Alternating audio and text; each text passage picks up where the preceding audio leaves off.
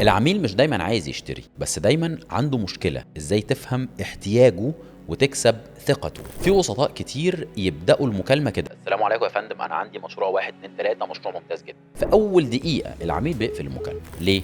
لأنك بتكلمه على الحل قبل ما تسأله عن المشكلة الحقيقية اللي لازم تفهمها. العميل مش دايما عايز يشتري، هو دايما عنده حاجه بيحاول يحلها. حد عايز يستثمر فلوسه، حد مش عارف يأمن مستقبل ولاده، حد متضايق من الايجار، حد بيحاول يلاقي مكان يناسب جنسيته او شغله او مدرسه ولاده. وانت شغلك الحقيقي مش تقنعه انه يتمم صفقه، لكن انك تساعده يفهم هو محتاج ايه الاول. تعال نبدأ من الاول. اعمل ايه؟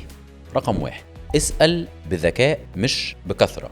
حضرتك اشتريت قبل كده؟ انت بتدور على حاجة للسكن ولا الاستثمار؟ طيب ايه اهم حاجة بتدور عليها؟ السعر، الموقع، خطة الدفع، امتى ناوي تشتري، عندك تمويل ولا كاش؟ الاسئلة دي مش رخامة، الاسئلة دي عشان تجمع بيانات، عشان ترسم خريطة طريق. اسمع كويس ودون ادق التفاصيل. ولو قالك انا مثلا بشتغل في جبل عالي، ده معناه ايه؟ معناه ان المشروع اللي بعيد 45 دقيقة غالبا مش هيبقى مناسب. لو قالك انا عايز اجر بعد التسليم، يبقى لازم هنا بالراحة خالص تحسب له العائد الايجاري، تحسب له الار او اي، وتقول له ان انا هقدر اجر لك وحدتك المطلوبه. اعرض عليه اللي ينفعه، مش تعرض عليه اللي عندك، لان اكبر غلطه بيقع فيها الوسطاء انه بيعرض كل المشاريع لكل العملاء. لكن الصح انت بتعرض مشروع او 2 او ماكسيمم 3 بس يكونوا مناسبين تماما لظروف العميل.